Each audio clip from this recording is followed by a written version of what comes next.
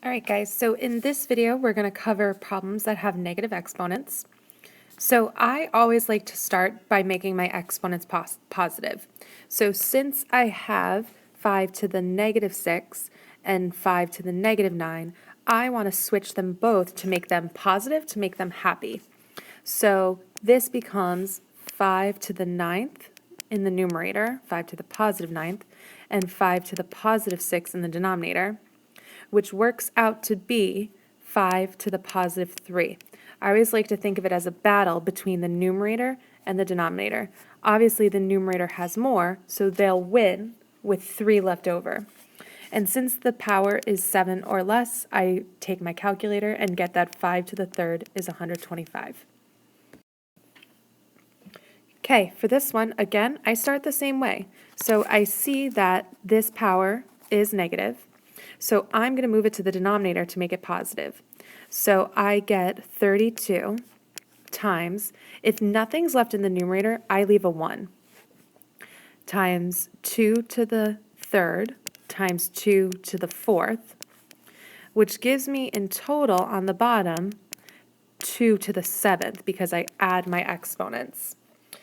And again, 2 to the seventh is less than 7, is 7 or less. So I put 2 to the 7th in my calculator and get 128.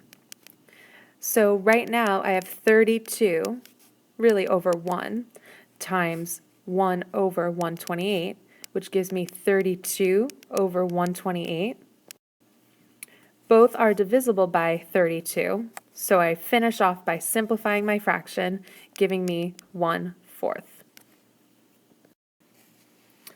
In number 16, I'm going to follow the steps that I like to follow when simplifying these complex fractions. The first thing that I like to do is give the power inside the parentheses.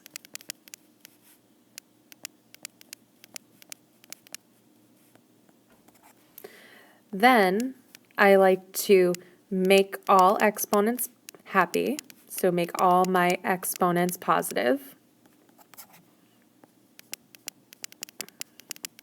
And then the last step I do is make sure I only have one of each base. So if you can do that, if you can follow these 3 general steps for these complex problems, they're going to become less challenging. Okay, so I'm going to follow those steps by starting off with giving the power of -4 inside the parentheses, which gives me x to the -6, y to the 4th, over -3 to the -4th. I put the -3 in parentheses so that I remember that -3 is being raised to this power and not just 3. And then x to the -8th, because a power to a power I multiply. And then y to the -1 is left over. So now I'm going to look through and see which of these exponents or which of these bases is sad. I know they're sad if they have a negative exponent, so I'm going to move these people so that they have positive exponents. So y to the 4th stays in the numerator. Joining him is x to the 8th, y to the 1st, and -3 to the 4th. I like to put the numbers in front because that's typically where we put numbers or coefficients. And then x to the -6 was the only sad person in the numerator, so they moved to the denominator to become happy. Now I'm going to simplify from here.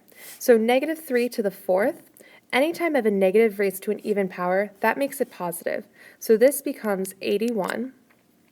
And then I'm going to use my exponent properties to continue to simplify. So I have y to the 4th in the numerator and y to the 1st, which means in total I have y to the 5th in the numerator. And then I'm going to have a battle between x to the 8th and x to the 6th. Numerator x is going to win, leaving me with 2 x's in the numerator, and my final answer of 81, y to the 5th, x to the 2nd. And then 18 is the last one that I want to do. So again, I'm going to start off by giving the power to the parentheses. So I'm going to give the 2 to the 4, the power of 2 to x to the negative 4 and y to the 7th, giving me 4 squared x to the negative 8th, y to the 14th, over 24 x to the negative 6th, y to the 2nd. And now I'm going to look through and see who needs to be moved. So this guy needs to move because he's negative, and this guy needs to move because he's negative. And then from there, I'm going to simplify. So I get 4 squared in the numerator, which is really 16. And x to the 6th comes up to become positive, y to the 14th stays. And 24 stays in the denominator, x to the 8th moves down to become positive, y to the 2nd stays. So I'm going to look at the multiple bases of x and multiple bases of y to simplify. So I have a battle going on here between x to the 6th and x to the 8th. X to the 8th is going to win, leaving me with 2 x's in the denominator. And then I also have a battle going on between my y's. 14 in the numerator and 2 in the denominator leaves me with 12 in the numerator. And then if I look at 16 and 24, 16 and 24 are both divisible by 8, so I'm going to divide both of them by 8 to simplify. 16 divided by 8 is 2, 24 divided by 8 is 3, so my final answer is 2y to the 2nd over 3x squared.